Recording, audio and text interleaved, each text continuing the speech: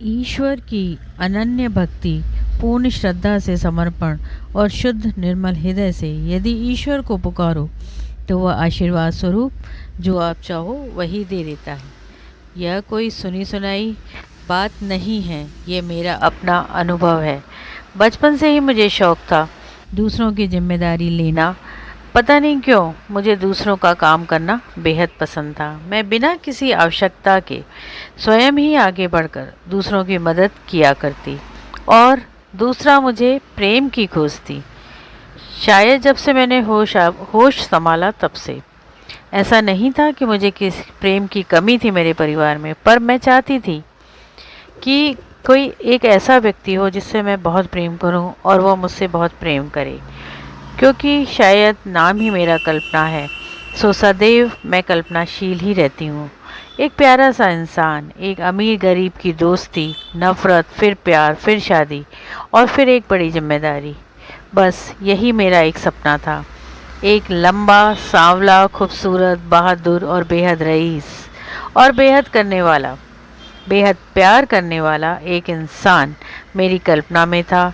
बस यही दो काम मैंने ज़िंदगी में किए हैं, एक कल्पना करना और दूसरा अनावश्यक जिम्मेदारी लेकर उसे निभाना।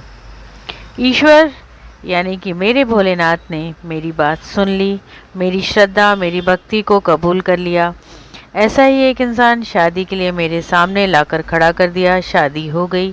ईश्वर ने, मेरे भोलेनाथ ने मुझे आशीर्वाद दे दिया था, परंतु यथार्थ कल्पना से कठोर होता है। मेरा विवाह जिससे हुआ वो लंबा, खूबसूरत, सांवला था, सलोना था, प्यार भी मुझसे करता था। यहाँ फ़र्क इतना था कि वह प्यार मुझसे नहीं मेरे काम से करता था। वह भी इसलिए क्योंकि मैंने एक नौकर की पूरी कमी पूरी कर दी थी। नौकर की जो तनख्वाह होती है वो भी नहीं देना पड़ता था, इसलिए वो मुझसे प्यार करते थे। वह पुराने रईस थे, यानी रईस ही उनकी पुरानी हो चुकी थी, यानी कि अब वो केवल नाम के रईस थे।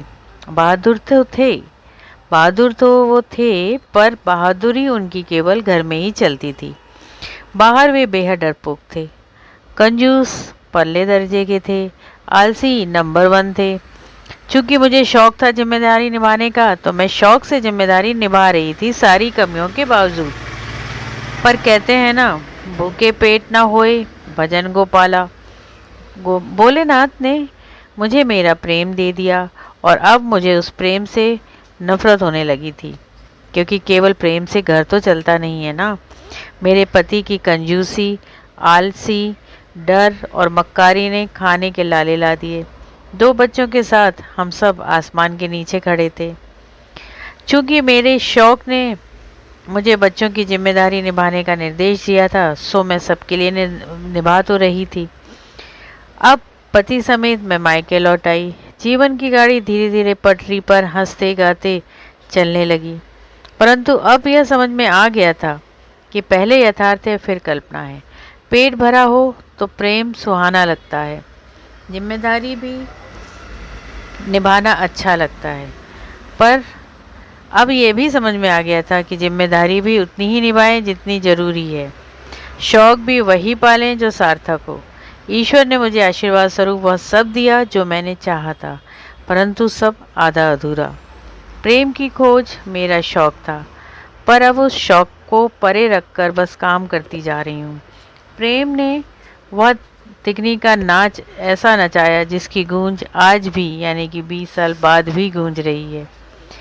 बस इतना ही समझ में आया है, कर्म करो, करते रहो, चलते रहो, चरे वेती, ना रुको ना थको, बस कर्म करते रहो।